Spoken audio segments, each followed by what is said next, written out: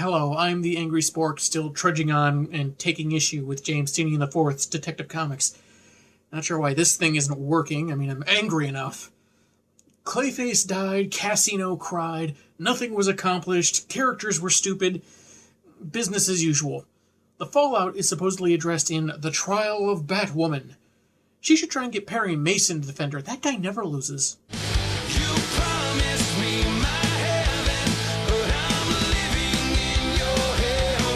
Number 975 flashes back to the funeral for Kate's mom, where she asks Bruce if such a loss ever stops hurting, and he says no. Yeah, he lost his parents not long before this, but it feels really hyperbolic for him to say never so definitively.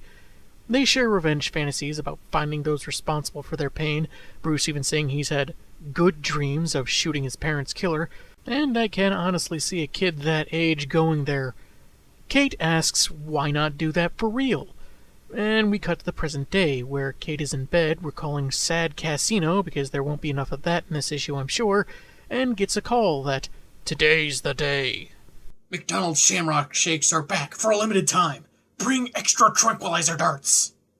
At Wayne Manor, Cassino is looking out the window despondently for some reason in Damien's room, and when the kid tries to get her to leave, barely laying a hand on her, she knocks him down, much to the delight of Red Robin, and I suppose any of the readers that just don't like Damien. Alfred tells the boys they should move along for their appointment, but Cassino has to stick with Alfred to make brownies and watch ballet.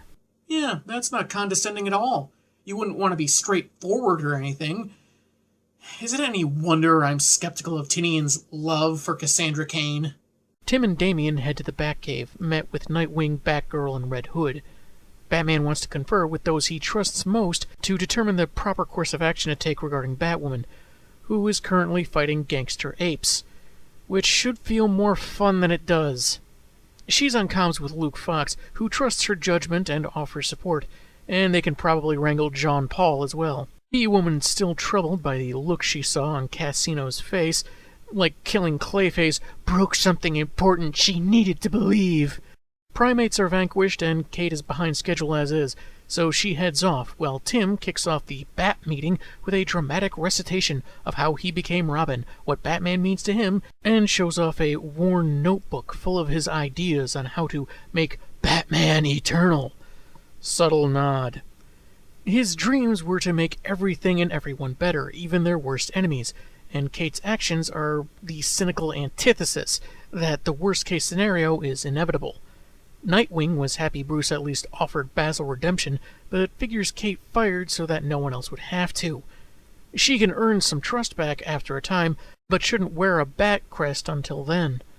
Damien passes, and Jason, who's tabled the whole lethal force thing out of alleged respect for his mentor, though then admits it might be temporary, says this trial is just Bats having a tantrum over someone not following his rules, and thinks Batwoman should stay on.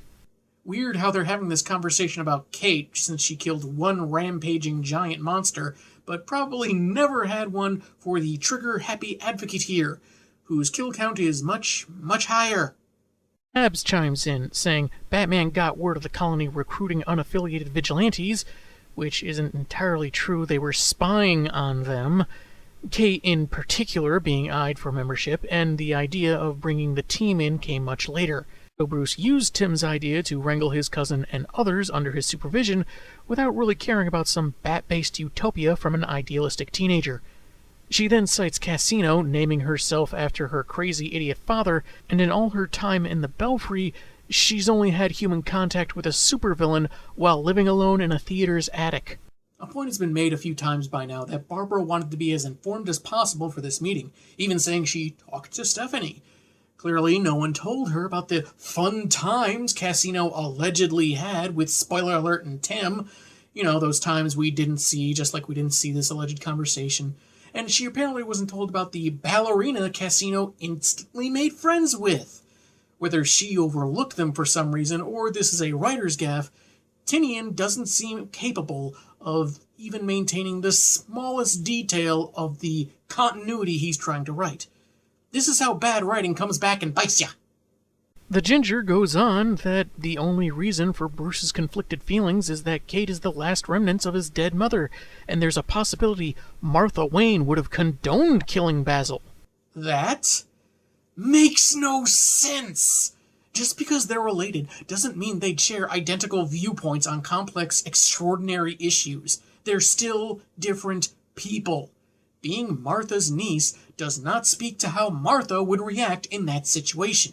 If you want to say Bruce is being sentimental over blood relations, fine, say that. But don't drudge up his mom in a way that is, and I cannot believe I'm saying this, actually worse than Batman v Superman. That was sappy, manipulative drivel. Barb thinks that if the ex-Marine were out of control and dangerous, that'd be one thing, but otherwise Bruce can't put Kate on trial or take away her emblem. Only Kate can do that. I mean, he didn't bother telling Jason not to wear it, so maybe she has a point, even if I don't entirely agree. Speaking of, Kane is at her mother's grave. I'm sorry. I'm not good at this kind of thing. It's fine. Tinian's not good at writing, poetry, cohesive narratives, or character building, but that doesn't stop him. Although I wish it would. Maybe that's something of a reused joke, but hey, fitting for this writer. Anyway, Kate's unsettled by the eyes of someone who just broke that she saw in Casino, a girl she saved that she cares a lot about. Lawyer! Since when? They barely interacted, even on the team. Batwoman maybe cited concern once or twice, but that's it. That is not enough to justify cares about a lot. It would be more convincing if an actual Care Bear popped up to confront Orphan right now.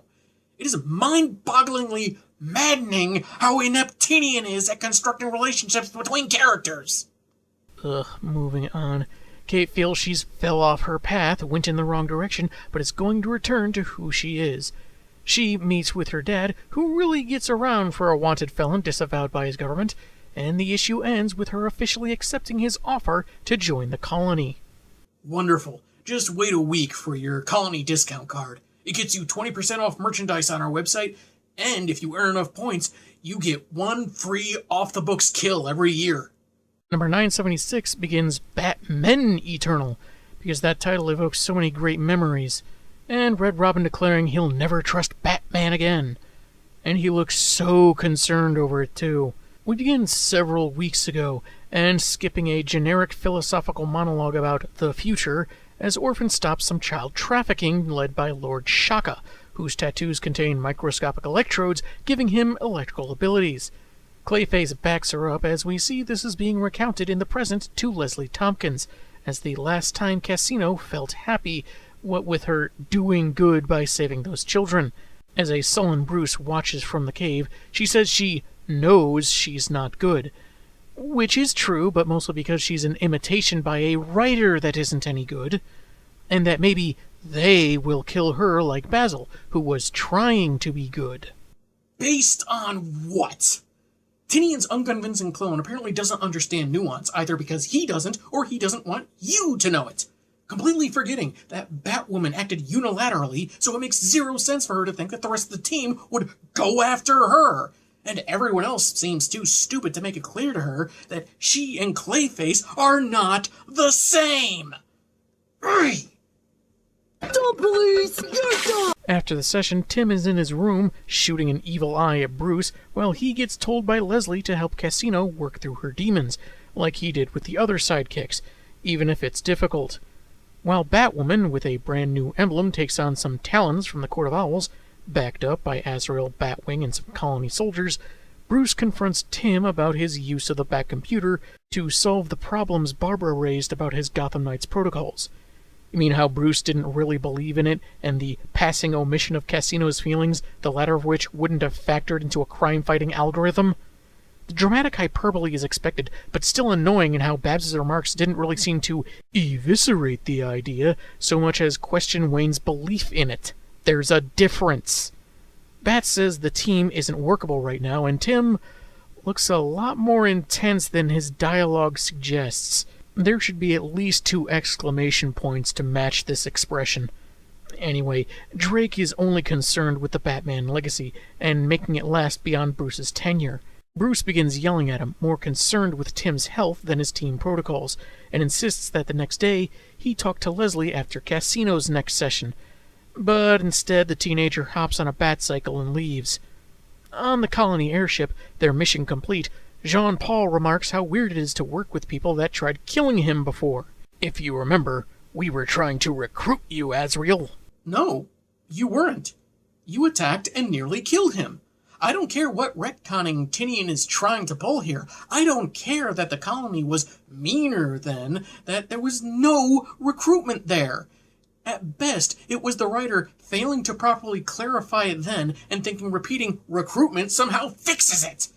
Same thing happened in the Rise of the Batmen arc, when Jacob claimed he was bluffing when he pointed a gun at Batman's head and was about to shoot him. I didn't buy that excuse then, and I don't buy this excuse now. But anyway, Kate offers her cohorts more central functions in the colony, leaving Gotham to bats while they do some good in the world. Azrael will be the heart, and Luke can use his tech skills to make their equipment non-lethal. She wants to promote deadly force as a final option, as it was with Clayface.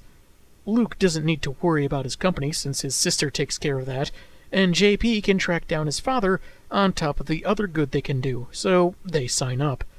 Red Robin goes to another base. Doesn't look like his robin's nest, but it's not really clear. After some rage screaming, he's met with Armstrong, claiming to know how he feels, having the right ideas, seeing the dark paths ahead, and unable to turn the tide. After introducing himself with his full name, which I guess must be mandated or something because it happens a lot, he offers to show him the entire potential future in a device containing Bat Tim's brother eye.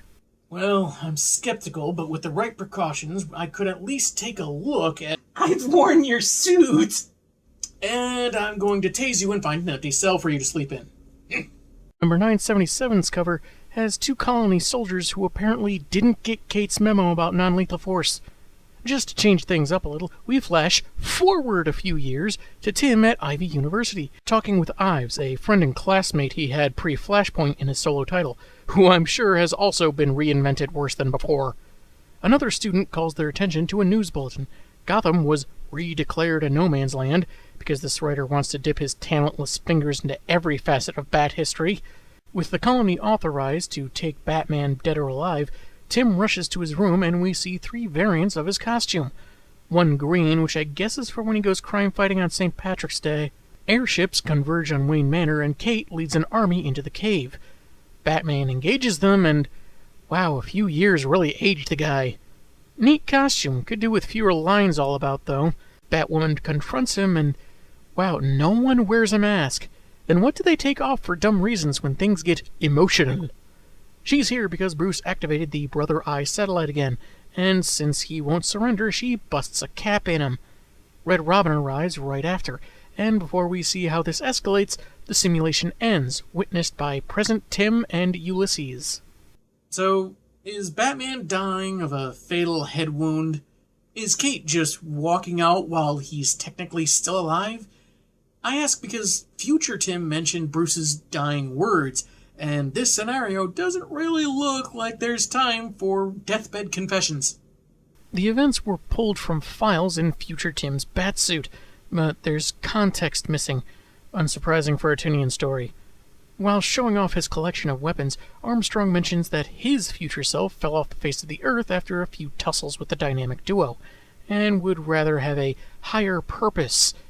To that end, he's offering Drake information on the future, shape it before it can shape him, like Biff's Sports Almanac, which, for anyone that's seen Back to the Future 2, should raise at least a couple of red flags.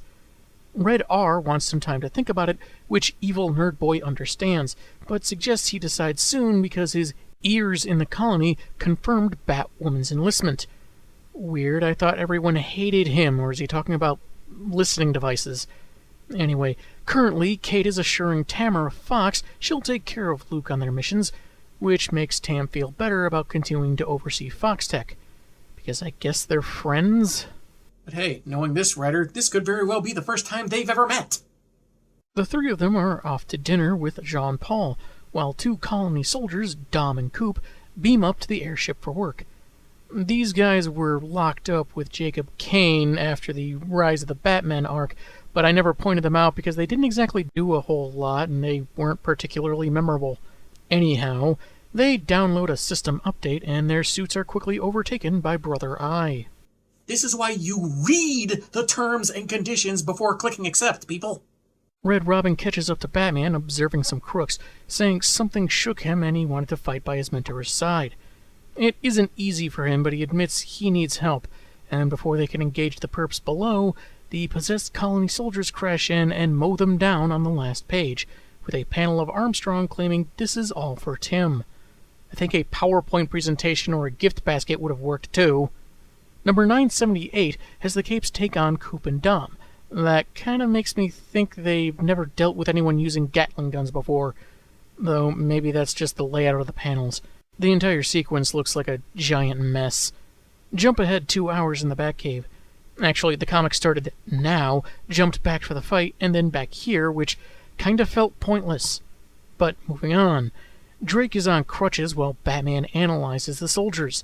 Tim mentions Jacob wanting to meet with Bruce, not brought up before now, and it might be a bad idea after 18 mobsters got axed. "You're rumored to be a detective, Tim. You're letting your emotions blind you to the mystery at your feet." Except there hasn't been a lot to suggest Tim is a detective. Pre-Flashpoint, he certainly leaned that way, but from the New 52 well into Rebirth, it's been general computer genius boy all the way. Also, as far as inconsistencies go, consider who's writing him. The soldiers show signs that they were fighting against their movements, so I guess Brother Eye telling them to sleep earlier wore off. While Bats investigates somewhere else, Tim will run diagnostics on their suits, which I'm sure will be a cinch with those crutches. Armstrong tracks the Batmobile as he heads to Kane Manor, with a colony airship cloaked high above. While eating popcorn with chopsticks because it's evil, I don't know, Jacob and Batwoman appear. There's mention made of the Kane family motto, "We stand together," and how Bruce's mom thought together had to be earned, and it all feels very tedious. Kate says they had no part in those soldiers' actions, and that someone is trying to pit them against each other, so wants to earn working together. And geez, could the Colonel look more villainous here? Not exactly representative of the new leaf he's trying to turn over, is it? In the cave, Tim, who suddenly doesn't need crutches now, is analyzing the soldiers when Cassino makes a surprise appearance, asking if what they do is good. He says they try, though mistakes happen, and of course that is likened to Clayface.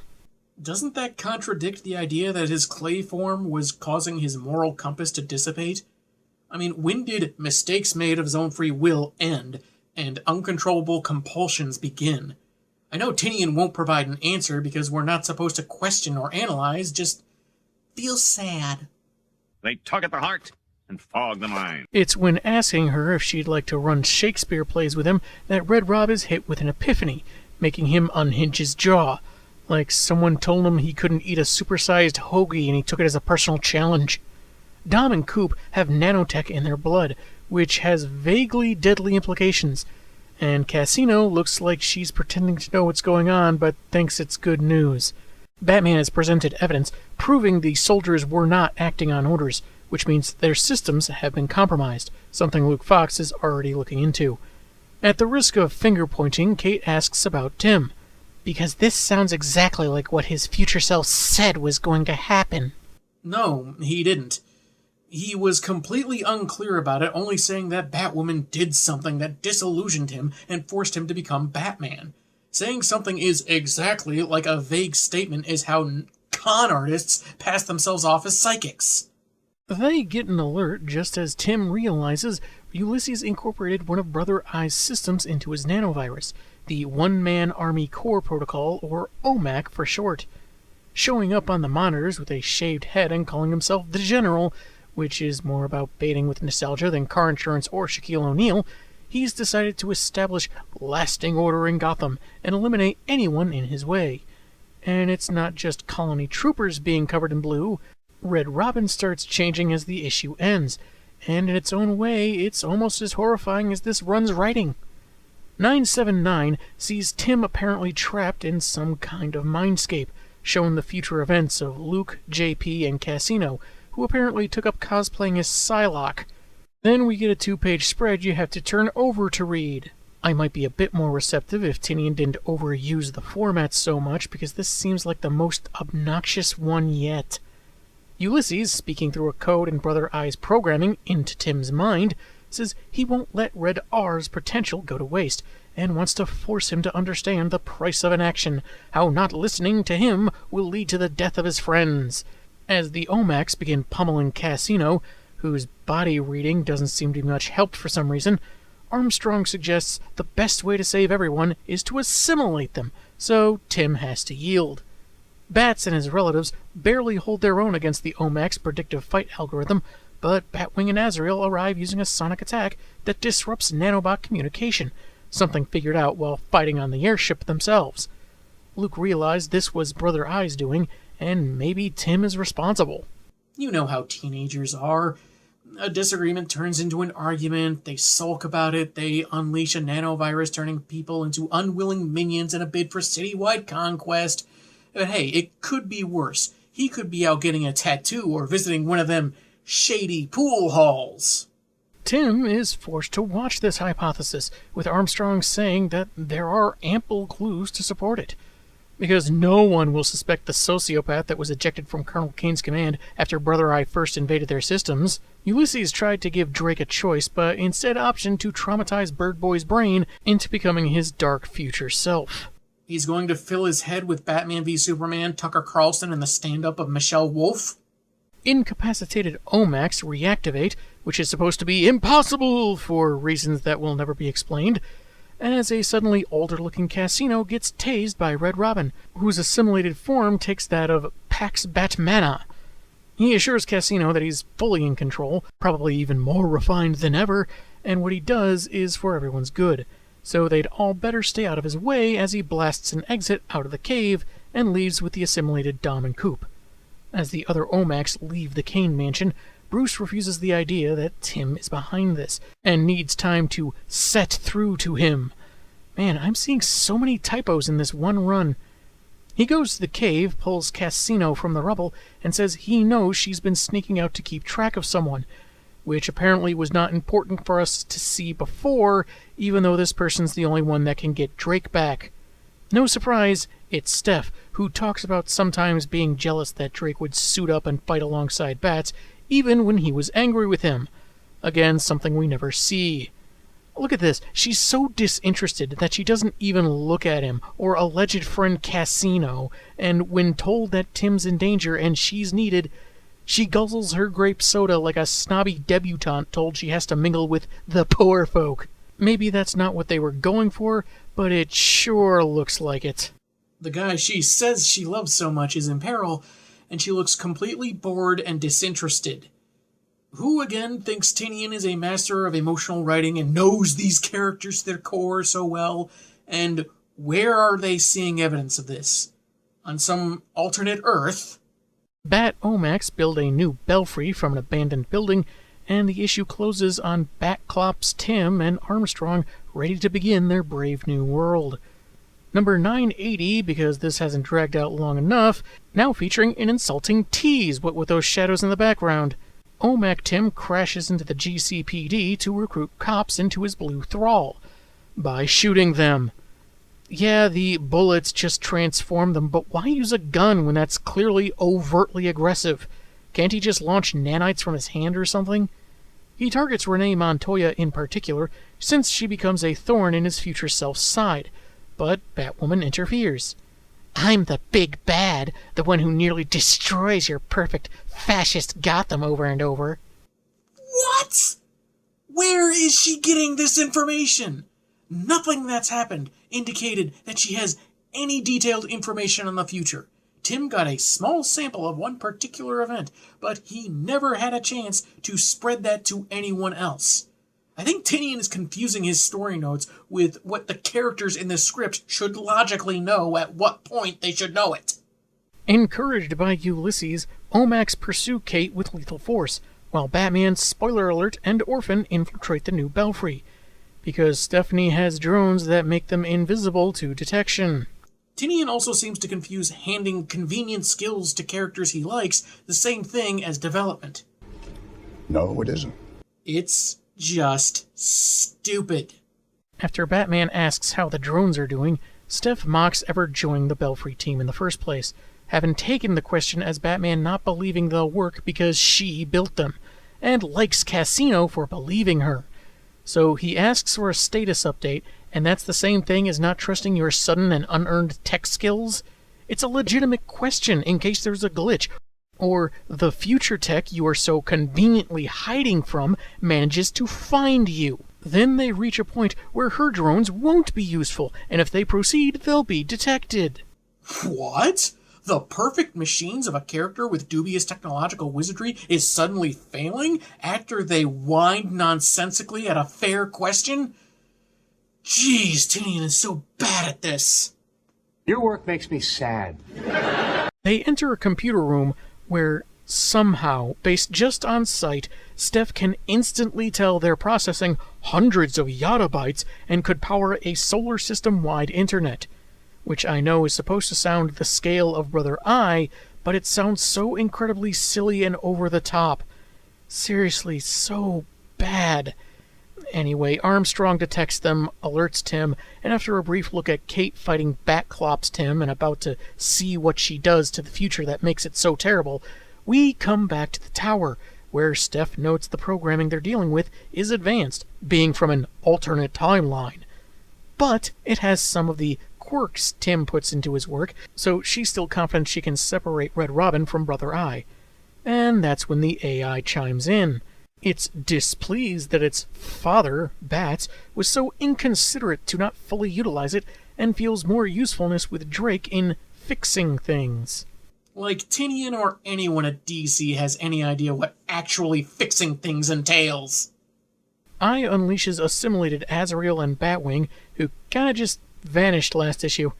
While Pointy Ears fights them off, the AI shows what was stolen from Casino and Steph, displaying their pre-Flashpoint selves and how they're now pale shadows. Because if the fact that they weren't as good as they are is stated in story by the subpar writer that did the stealing and screwed them up in the first place, that magically makes everything better and smart. Yay, laziness! Lazy, you're not kidding. Well, I'm like a rug on Valium. I'm talking lazy. Batwoman witnesses the moment she kills Bruce in the future, and it all seems to be going swimmingly for Ulysses' plan.